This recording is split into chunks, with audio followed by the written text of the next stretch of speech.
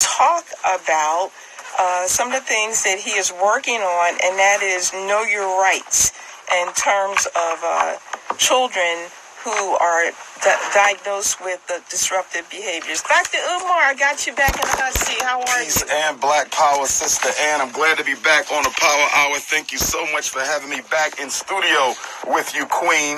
And we want to say peace and love to all of our listeners around the world, around the country, but especially right here in the DMV, Maryland, Virginia, D.C. You are listening to Sister Ann and the Prince of Pan-Africanism, Dr. Umar Johnson, and it's going down tomorrow at the John Wesley AME Zion Church in Washington, 9 a.m. to 9 p.m.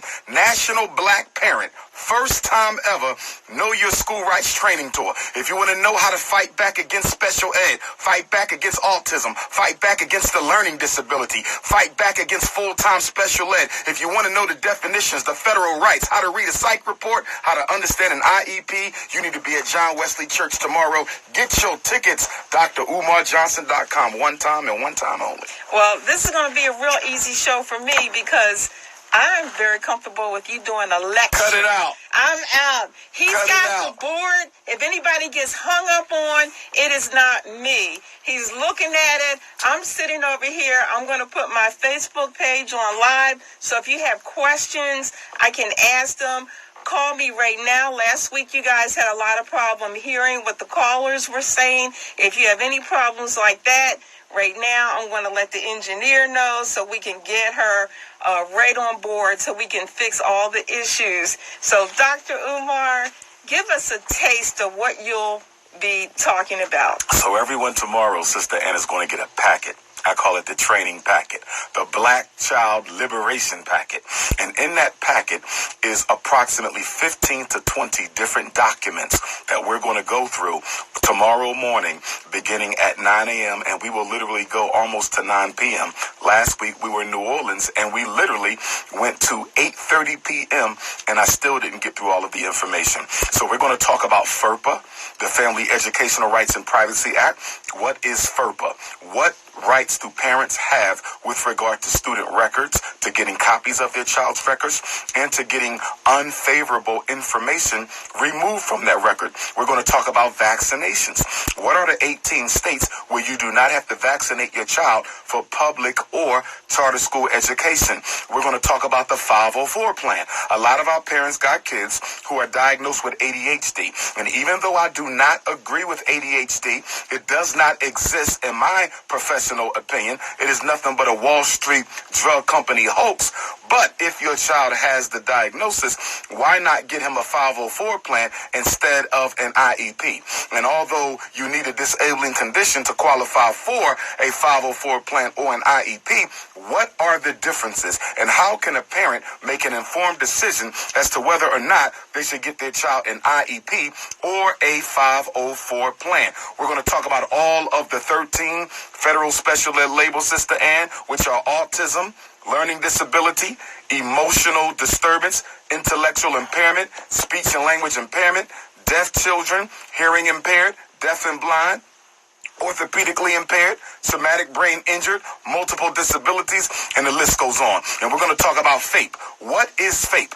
Every special ed child in America has a right, Sister Ann, to a free and appropriate public education. What does that mean? And then we're going to talk about least restrictive environment, LRE, least restrictive environment. If you are in special ed, you should only be in special ed to the extent necessary in order for you to learn, because special education is legal segregation. Special education is legal segregation. So the feds say you should only be there if it is necessary. So we're going to go through all of that. If you have a child, if you care about children, if you work with children, if you're a community organizer, you don't have to have a child. Let's deal with that first of all. All of our children belong to all of us. If you're a college student majoring in psychology, you're a college student majoring in education, you got a community-based organization that work with children, if you don't go to one of Dr. Umar's 15 different trainings in this country this year, then you are not serious. You are a hypocrite. You are a hypocrite, because I'm the only school psychologist in this country that is teaching this, and I'm the only one who has ever did this. This story has never been done, Sister Ann. Never before has a school psychologist went around the country to teach parents the law. Not a lecture, but a paperwork training. What have you found is the most repetitive question that you hear from parents? The most repetitive? Wow, that's a great question. Ooh, I never had that before. What is the most repetitive question I get from parents? One of them is, my son has ADHD. You know what? I'm going to change the question just a little bit. Okay. Instead of what are the most repetitive questions, what are the biggest mistakes? Okay. Let me put it that way, because that's pulling on my memory a little better. Okay. In other words, where am I constantly pulling parents' arms, grabbing them and shouting a little bit? Where are parents constantly making mistakes? 3 areas, Sister Ann. Number 1, assuming that because they have a disability, they need special education. Okay. Let's be clear. You do not go to special ed because you have a disability. You could be autistic. You could have a hearing impairment. You could be emotionally disturbed. You could be ADHD. You do not automatically qualify for special ed because you have a disability. You qualify because that disability adversely affects your educational performance. And that is a clause from the law, AAEP. AAEP. There can be no IEP unless there is an AAEP. So, does the autism adversely affect the child's educational performance in the classroom? If you tell me your autistic son got straight A's and B's, he's doing fine in a regular class, why are we discussing special education? You have a hearing impaired child. She has a hearing aid or a hearing device. With that device, Sister Ann, she can learn well in a regular class. Why are we discussing special education? You have an ADHD son. Ain't no daddy at home disorder, ADHD. Or artificial diet at home disorder, ADHD. Or attachment disruption due to home life dysfunction, ADHD. Does your ADHD child or conduct disorder child automatically go to special ed? Only if the so-called ADHD is adversely affecting educational performance. And by adverse effects, Sister Ann, I'm looking straight at the grades. You follow me? Because if he's A's and B's or solid BC, there is no evidence, as far as I'm concerned, of an adverse effect. Do you think that black children and white children learn differently? I believe that black children are forced to learn differently because they are treated differently. You see that? So in other words, by virtue of the demand characteristics in the classroom, number 1 of which is racism, it forces the black child to learn differently because the teacher is going to teach them differently. What do we know from the research coming from America's white universities? And although I don't need white universities to tell me what's true or false, you know how black people love white folks. So you got to invoke white research from time to time. The research from America's white university shows that teachers pay attention to the children in the class who look the most like their own children at home. Somebody you can relate to. Right. So let me ask you a question now. And by the way, I live in Pennsylvania. Pennsylvania has the greatest teacher diversity, the worst teacher diversity differential in America. Only 5%, Sister Ann, of teachers in the Commonwealth of Pennsylvania are something other than white. Did you hear what I just said? 95% of Pennsylvania's teachers are Caucasian. So let's take Philadelphia, which has some of the worst academic outcomes in the country, but they running neck and neck with D.C. because Washington, D.C. is ranked 46. Washington, D.C. has the 46th worst school district in America. Now, I was in New Orleans last Saturday. Guess what? They're 50 out of 51 because D.C. is a district, not a state. Louisiana is 50. The only state that scored lower than Louisiana was New Mexico.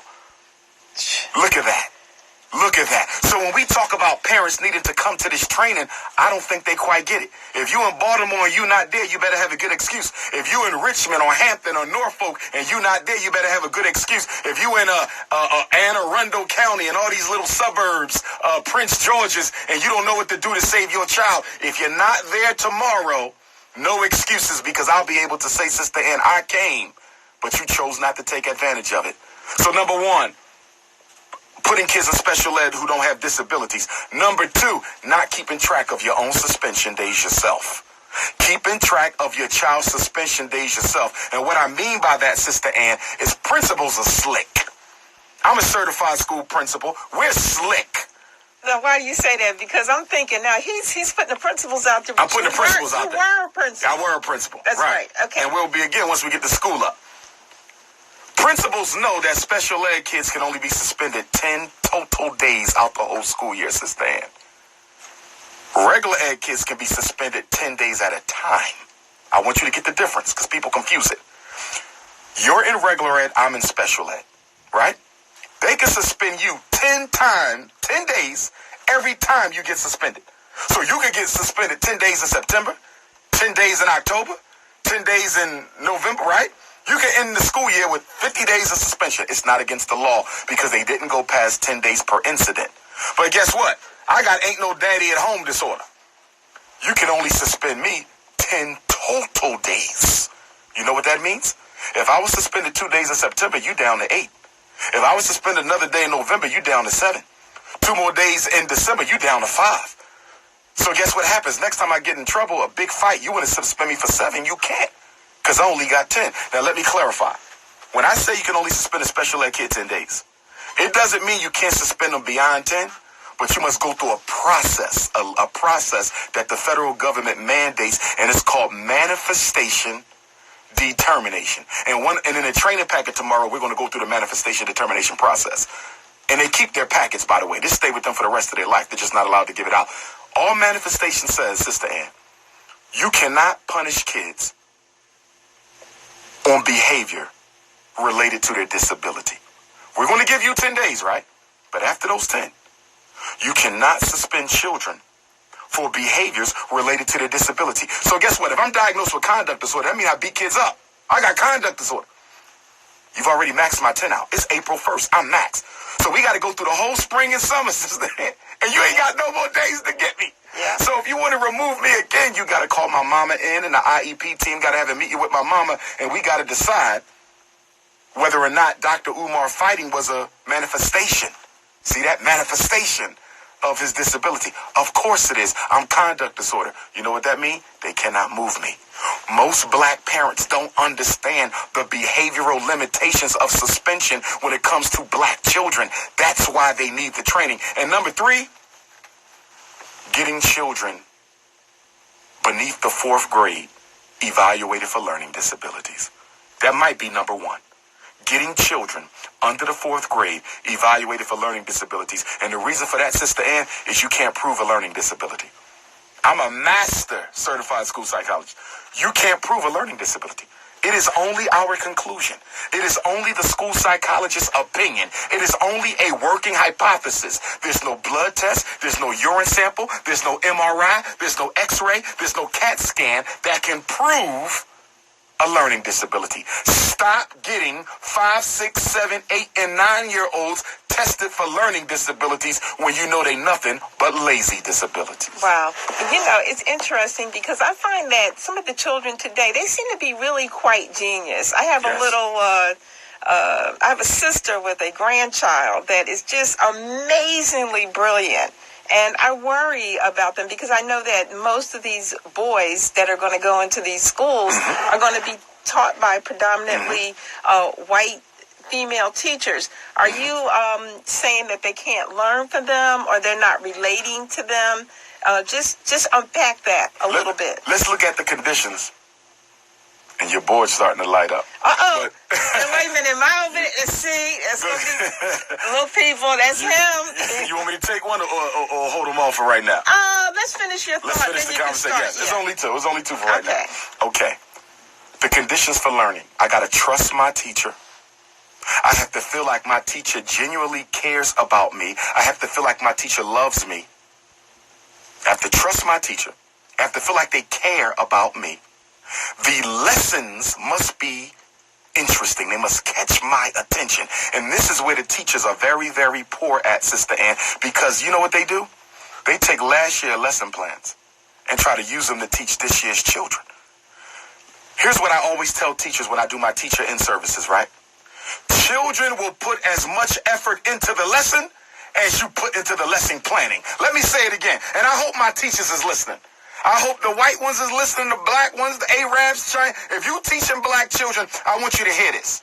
A child will only put as much effort into the lesson as the teacher puts into the lesson planning. When I was a principal, what was my most difficult job?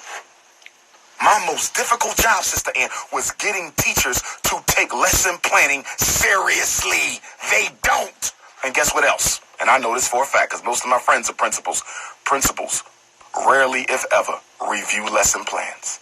I think they're just happy to get through them. They just happy to get through them. Yeah. But you know what you're dealing with? You're dealing with quality. This is a what do they call it when you buy something from the store and it's supposed to make sure that that's a qualitative quality control? So there's no quality control because and in defense of principals, let me defend the crew. They are overworked. Like, I've seen principals in the school with no VP, no vice principal with 600 kids. They got to do academics and behavior. Come on now. You see what I'm saying? Even in a high school with 1,000 kids, you might got 3 VPs, but one of them is a VP for discipline. One is a VP for special ed. One of them is a VP for special projects. None of them is a VP for lesson planning. And they don't have enough black males. They don't have enough. And when they do get black males, guess how they like to use us? No matter how brilliant. You can have a PhD from Harvard. The black males are, what do you want to call it, typecast. Like Hollywood will typecast you. They only use black males for crime and goofiness, and you follow me? So, they typecast black male principals, Sister Ann, as only being disciplinarians. They want to make every black man a Joe Clark. They want to make every we're going to put you in the worst school, not so you can raise up the test scores, but so you can keep those jungle monkeys in order. And I'm not calling out babies' names, but this is how they talk. Because if you were ever inside of one of these principal conferences or teacher trainings and you listen to the way they talk about our children, it'll blow your mind. So they really are not caring. Is there anything special? I got a question on my Facebook thing. They're actually in Delaware. Is there anything special about the teachers in Delaware? I wouldn't say lesson plan that they have to follow? I'm not sure of Delaware's instructional model, but in terms of the teachers, and I know teachers in Delaware, I help parents in Delaware, there's nothing radically different. Okay. There's nothing radically different. You know, here's the thing, Sister Ann. Until we open our own schools, we have to master how to protect our children in these schools. It's the art of war. Tomorrow's training is the art of war for the miseducation machine. That's all it is. The ways and means of succeeding despite the opposition. Anybody that wants to call in, the number is 410-481-1010. And you made an interesting point at one point. And it was something to the effect of, in terms of keeping our children down, not that it's a little radical, but the white women may not have a vested interest. They don't. Okay. Unpack that somewhat. Let me unpack that. Let me get this one time. I'm sorry about that. Okay. There we go. I would never say that every white woman has it out for black kids. I know some good white teachers. I've had some good white teachers. You understand me? Yeah. And we probably had the same one because we went to Louisville. Exactly. I've had some good white teachers. But here's the issue. It all relates to your definition of education.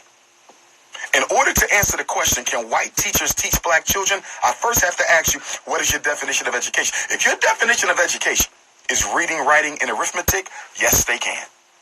If your definition of education is reading, literacy, if education equals literacy for you, yes, white people can teach black children. If literacy is all you're looking for.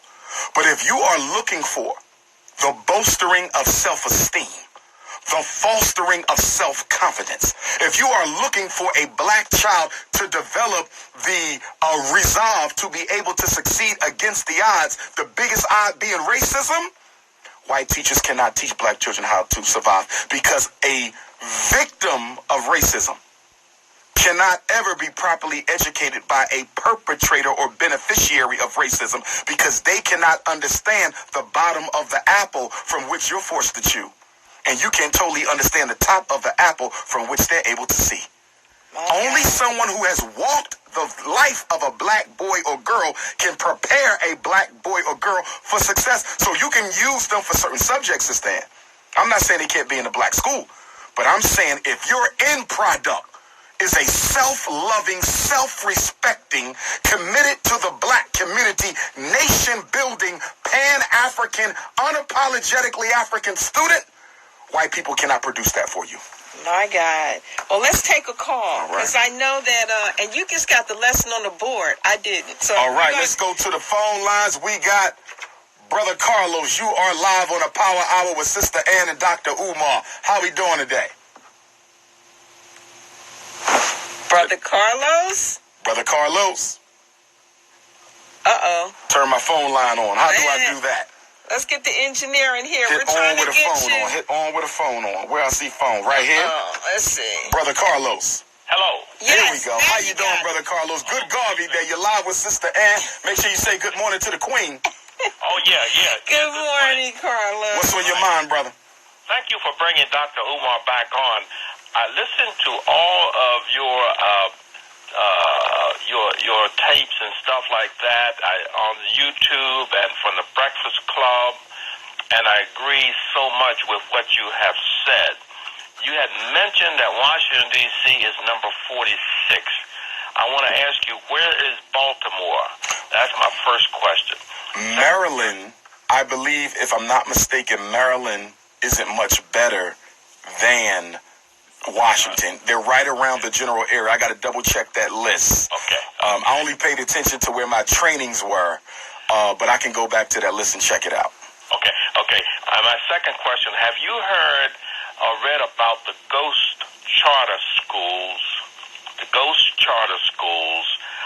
that have been promoted by this administration, where billions of dollars have been taken away from the public education and given to these ghost charter schools that have been proposed but never actually activated or operated? And third, would you expound any more on your theory of the coon and the Negro and include any more names on that list that you didn't give us before to help us out, because we have to ferret those people out. Now, take the answer off air, and thank you so much, my brother. You keep it up, and I wish you were in Baltimore where we can make you superintendent. Thank you. Appreciate you, Brother Carlos. Okay. Betsy DeVos, Donald Trump's current Secretary of Education, was put there to continue to defund, underfund public schools in predominantly black neighborhoods. Now, let me say this. Charter schools are a part of the gentrification movement. Let me say it one more time. Charter schools are a part of the gentrification movement. Let me say it one more time. Charter schools are a part of the gentrification movement. In other words, Sister Ann, if you have a black elected official that's constantly championing charter schools, guess what they're really doing? They're helping white folk take back the black community, disguised as giving black children a better education. Okay. So you got me on that one. You follow me? In other words, I'm an elected official. I'm in Philadelphia City Council. Talk to me like I'm in elementary school. Exactly. Okay. So I'm your city councilman. And I'm running all through the black neighborhood talking about we're going to open up 3 new charter schools right here in North Philadelphia. And all the black parents are like, yes, new charter schools, brand new. What you don't realize is those charter schools are going to be white ran, white controlled, with a 75% white employee base. And then those white folks who work at these street charter schools that the Negro politician is opening up are going to move into that neighborhood, buy their houses there, buy up the real estate there. And guess what, Sister Ann? 5-10 years into the charter school, the neighborhood don't even look like it was. It was black, now it's white, and your child can't even afford to go to the charter school no more because they got priced out that neighborhood with the property taxes. Charter schools are the best weapon of gentrification. Why you don't find charter schools in white suburbs? Why you don't find charter schools in white suburbs? Because charter schools are a ethnic cleansing inner city gentrification weapon. That's why. Am I damning black charter schools? No, I'm not. Because I work with black charter schools. They do a good job, okay? You don't have to throw out the baby with the bathwater. But let us still recognize that this is something that was not meant for black people. It's no different than when you look at hip-hop. And you say, does hip-hop benefit the black community? Hell no. Now, there might be some hip-hop artists that do good things with their music, right? But as a movement, does hip-hop benefit black people? Hell no. It does nothing but advertise mass incarceration. That's all it does, right? Same thing with charter schools. We got some good charter schools. We should support them. Ran by black folks, right? But is the charter school movement intended to help black kids? Hell no. And as far as the Negro and the coon, I don't name names, but the difference between a Negro and a coon is they're both sellouts. But the Negro is innocent, Sister Ann, in his or her ignorance. In other words, you might think white people are smarter. You might think they're more attractive. You might think Jesus is white because that's what you've been taught. You can't fault somebody because that's how they're taught. As a child is taught, so will be his thoughts, right? That's the Negro. He's innocent in his ignorance. The coon is not innocent in his ignorance. The coon knows Jesus ain't white, but will say Jesus is white because he'll get something for it. The coon know that black people are the original mothers and fathers of this universe, but will act like we're not to please white folks. The coon knows the truth, but the coon will deliberately act like a Negro in order to get some pennies from Master's table. So that sounds like the guy that, what was the only black Republican that said Trump did nothing wrong. And incidentally... That's a coon. All right, now, give me your feelings on that guy getting the award, Rush Limbaugh. I didn't watch it. What award did he get? I know who he is. Martin Luther King? No way. Martin Luther King got this medal. No, during the speech, I didn't watch the speech, so anybody can help me with it. He received the Medal of Honor during the... Rush Limbaugh? Rush Limbaugh. He's the most notorious radio racist in America. Yeah, he got he got the same award that Obama gave Biden. I'm not sure what that is. Honor. I'm not sure. I'm gonna look it up, but that's insane. He did. That man is insane. That should have never happened. Did you watch that? I didn't see that. No. I didn't see that. I'm gonna look it up now. You gave me some homework. Yeah, it is. Well, let's get another. Let's go back to the calls. We have John. Good morning, John or Gene. Who am I speaking with? Good morning. Are you there? Well, they might have dropped. Let's go to Tony. Good morning, Tony. You're on the Power Hour with Sister Ann and Dr. Umar. Are you there, my brother? Yeah, I'm here. I think that medal was the Congressional Medal of Freedom or something like that. I don't know. For what? For being the most notorious racist on radio? How you doing today, brother? Yeah, I'm doing well. I mean, I hear what you're saying. I mean, I guess, I have a different outlook on things, but I just want to keep it where, where you at with the education. Unfortunately, we got to take a lot of blame. I mean, we can go back through history, but it's our parenting that's keeping our kids back and our children back. Because we got, unfortunately, I'm just going to keep it real. We got ignorant people having babies, and they can't teach their babies. So therefore, now you got babies struggling when they in first, second, third grade don't know how to say the ABCs, but they know every rap song, and they know every episode of whatever that one rap, that one rap show on Fox is, the rap. They know all that, but they don't know their basic ABCs and how to count to 10. So we're the ones negligent, and the reason our communities are jacked up is because we don't own anything in our communities, and our tax base is low. And when we talk about gentrification, to me, I think that word is just used so improperly. And actually, just to be truthful, you use it improperly as well, because all gentrification is to bring a neighborhood up to a middle class. No, sir, my brother. And I want to thank you for that call, Brother Tone. I want to thank you for that call. And here's how I would respond to Brother Tony's comment. He is correct. We do bear responsibility for what's happening to us. But our responsibility is purely on the side of solving the problem, not creating it. I want to make this very clear, Sister Ann, because our people get confused when we talk about responsibility and accountability, right? Responsibility and accountability. Who's responsible for poor schools in Baltimore and in D.C. and in Richmond? The white power structure is. There is no debating that. We don't control the schools. We don't staff the schools. We don't run the schools. We don't make policy for the schools. There's no way you can be responsible for an institution that you do not control, you do not own, you do not run, and for whose infrastructure you do not create. It is white racism that destroyed the schools. Now, to Tony's point, Sister Ann, here's where we differ. I agree with what he said, but I disagree with him attributing the failure of the school to parents. No, the system destroyed the school. But here's where I agree with him. We are 100% accountable for fixing the school, Sister Ann. Do you follow what I'm saying? So if he says, listen, they messed these schools up. They messed up the schools in Baltimore. They messed up the schools in D.C. They messed up the schools in Richmond, Norfolk. I got you. Now, we as a people are responsible for fixing education. I can agree with you. In other words, stop making black parents responsible for the failing school. Make the black community responsible for changing those schools around. Wow. Well, how about the irresponsible parenting he talked about? Because there is something to be said about having children early. I agree with you, but why are we having children early? Because in the 1970s and 80s, they started mass incarcerating black men after they destroyed the economic foundation of the black community by taking all the factories out and eliminating the trade skill programs in the high schools. They made black men unemployed and unemployable. We broke the law, start selling drugs, and they started mass warehousing us in America's prisons.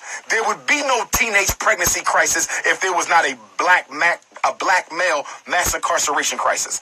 There would be no teenage pregnancy crisis if there was not a black male mass incarceration crisis. So if you want to end teenage pregnancy, give these girls their fathers back. That's what you do. But I'm sick and tired of a racist, hypocritical United States government, and I'm sick and tired of racist, hypocritical neoliberal whites, and I'm sick and tired of racist, hypocritical black bourgeoisies who keep on blaming single black mothers for problems that existed before those black mothers were born.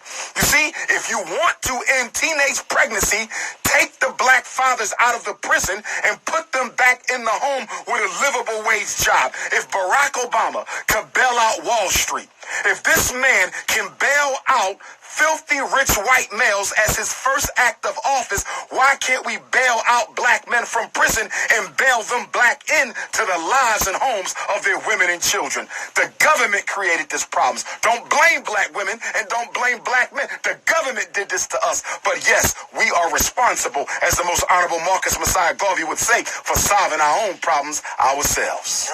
Good Lord. But I tell you what, when they do have the children younger, they do seem to have less of the diseases that we have to worry about when you get a little bit older having children. So I'm going to give them that. Yeah. The issue with the teenage pregnancy, quickly, Sister Ann, is when a child has a child, neither one of them are done receiving the psychological resources they need to become healthy, functioning human beings, right? The 3-year-old doesn't have the psychological resources to go and get the love and affection that they need. But her 17, 16-year-old mom does. So the 17, 16-year-old mom will leave the 3-year-old grandchild with the grandmom while she go and get her needs met from her boyfriend, love, attention, nurture, things she needed from her own father. That 3-year-old can't get that, but what the 3-year-old can get is sexually molested. You see, what the 3-year-old can get is emotionally neglected and abused. You see, that's the issue with teenage pregnancy. It keeps this self-perpetuating cycle of psychological unhealthiness. My gosh. I mean, just if anybody wants to call in, the number is 410-481-1010. We got another one. You want to go to him? Yeah, let's see what's up. All right. So we can get him on. Good Garvey Day, Brother Jason. You're live on the Power Hour with Sister Ann and the Prince of Pan-Africanism. What's going on, my brother? Good afternoon, my queen, Sister Ann, and Hotep to you, my brother. Hotep. Really quick, two things. The award that was given to Rush Limbaugh was the Presidential Medal of Freedom, which is the highest civilian award that you can give anybody. So it was established by John F. Kennedy. It originally was an award that was created by Harry S. Truman. And it was renamed the Presidential Medal of Freedom. We basically gave the award to a oxycodone, hate-mongering, Absolutely. person. And it's just despicable what this president has done. Absolutely. In reference to our children, I have a personal issue, and I wanted to share with you. With over 500,000 children at any given time in the foster care system, and in Maryland, over 5,000 children in the foster care system. Me being a product of the foster care system. One of the things that I had to fight with and the challenge growing up and being educated was that most foster children are deemed to be placed into special education. And for the longest, my mother, I was taken away because of my mother was what they call a functional alcoholic, and I became a ward of the court. But for the longest, my mother and myself had to fight a system that basically looked at children in foster care as special needs, and automatically placed them into the special education system. How do we fight that? Because there are many children that are exceptional. I was exceptional. But the system, because they looked at it that I was in a foster care system, that I was a ward of the court, that I wasn't deserving of being in mainstream courses or mainstream system, and kept me in special education for a very long time. All right. Until eventually I was able to go to a mainstream school. Gotcha. But how can we fight that, especially when in most cases a lot of these parents aren't active, or some of these children are not as vocal as I was? Got you. Thank you for that call, Jay, and I'm about to answer that question, my brother. When you talk about children in the foster care system, they don't have a protection advocate, Sister Ann. In other words, your mother's not there, your father's not there, your aunt, your uncle, your godmom, your godpop. They're not there to protect you. You are 100% totally property of the state. You are a baby slave. That's what you are. And because these systems are all about making money and exploiting children and justifying why you have those children in the first place. Let me say that again, Sister Ann. Justifying why you have these children in the first place. And one of the best ways to justify why you have so many black children in foster care is by doping them up, misdiagnosing them up. The reason why they're with us is because he got ADHD and conduct disorder and a learning disability and emotional disturbance. And he needs Risperdal, and he needs Vyvanse, and he needs Concerta, and he needs Adderall. So they make our children look worse than what they are because the funding is based on the level of pathology. Let me say that again. The funding is based on the level of pathology. So you make the child look as worse as you possibly can, as worse as they can be, so you can get as much money as possible. There is no mental health system in America. There's only a mental health exploitation system in America. Good morning, Charles. You are live on a Power Hour with Sister Ann and Dr. Umar Johnson. Yes, greetings to everyone. Greetings. Yeah, well, Dr. Umar, you know you're in Baltimore, right? Yes, sir. I'm in Baltimore. All right. Now, Baltimore is under a consent decree. Are you familiar with that? I'm familiar with the consent decree. Yes, sir. All right. Now, leadership is shown by reading. Reading is leadership. Now, we don't have any leadership that has read the Baltimore City consent decree.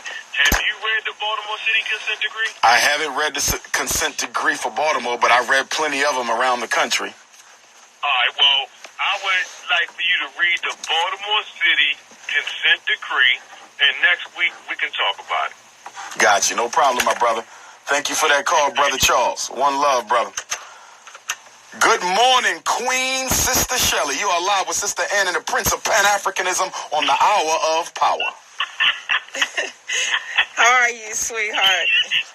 Stop laughing, Sister Shelley. Talk black to me, Queen. Talk black to me. Black all day, all night. I wanted to touch on a few things that I heard you say, but I got to remember some of what they were. First thing I heard you speak about was there's no way to determine a child being learning disabled. Correct. No absolute way. No. I know there's such thing as the Weissler test, the intelligence test, all the different testing. Yeah. If there's no way for a authority to determine a child learning disabled, how do they determine them to be learning disabled? Excellent question, because that's the heart and soul of what we do as certified school psychologists. So let's say your child, and let me first, because folks are constantly asking for the number, 410-481-1010. That's 410-481-1010. Now, your child gets referred for a psychological evaluation to determine if there is a disability that may require special ed. A standard school psychological battery of tests include intelligence tests, achievement tests, which will be your reading, writing, math, listening, speaking, all of those. So intelligence testing, achievement testing, those are the main two. And then there is some sort of a visual motor assessment to determine if the child has any eye-hand coordination issues. And then there is some sort of a behavioral measure to see if the behavior is beyond normal limits. And then there's some sort of a psychological measure to make sure there's no psychological issues outside of learning that could be affecting learning. And then there's an adaptive behavior measure to see if the child is developing within adequate limits in areas that are necessary for survival. So communication, daily living, self-help, social skills. That's your battery. IQ, achievement, behavior, psychology, adaptive, visual, motor. And if there's anything additional, so if the kid is being tested for autism, there will be some sort of an autistic assessment. If they're being tested for emotional disturbance, there will be some sort of emotional disturbance measure. But the biggest special ed disability is the reading disability. And the assessment, the achievement assessment and the intelligence assessment are primary for determining the learning disability. So, your daughter gets a 100 IQ score. That's normal range. She gets a 80 on her reading. Now, an 80 is a little low, right? We want her to be between 90 and 110, which is normal. She got an 80. But let me ask you a question. If your daughter got an 80 standard score on the reading test, would you consider her to have a reading disability? Probably not. Neither would I, because that's a low B. We want it higher, but clearly not disabled. Well, guess what? Under the United States Special Ed Code, your daughter can be classified as reading disabled with a standard score of an 80 on the psychological assessment because that 80 was 20 points lower than her IQ score. It's what's called a significant difference, and that significant difference is how special ed operated from its inception in 1975 until George W. Bush reauthorized it in 2004, and even though he added a response to intervention component that allows us to look at other things before we slap your child with a learning disability label, schools still have the right to use what is called the ability achievement discrepancy model. And the ability achievement discrepancy model, Sister Shelley, is a model that says if the achievement score is 15 points or more lower, 15 points or greater lower than the ability score, you can conclude that this child is learning disabled. And that's how they swelled up the special ed classes for black children. The learning disability has been a hoax and a con game. So how do you determine a child is learning disabled before they enter kindergarten or first grade? I mean, autism is normally picked up before 3 or around 4-ish. I'm going to disagree with that. As an expert in autism, although children can be classified before 3, you had better take your time and come into the conclusion that a child is autistic, because I've had many children who were misdiagnosed as autistic at 3, 4, and 5 because you can't quite be certain that it is what it appears to be. It could be a hearing problem. It could be a trauma problem. It could be a brain damage issue. It could be a selective mutism. It could be hearing loss. There's a lot of problems that can look like autism. So what I always recommend that parents do is take your time. There's no cure for autism, so it's no need to rush the classification. And if you rush the classification and get your child labeled as autistic as 3, and you find out at 12 that they were not, look at all the years they were miseducated because you would not exercise patience. Take your time before coming to these conclusions. And that's why we want everybody to be at the John Wesley AME Zion Church, 1615 14th Street, 1615 14th Street in Washington, D.C. for the Maryland, Virginia, and D.C. Black Parent Know Your School Rights Training from 9 a.m. to 9 p.m. Get your tickets at drumarjohnson.com. Well, I'm in Delaware. I'm not coming to D.C.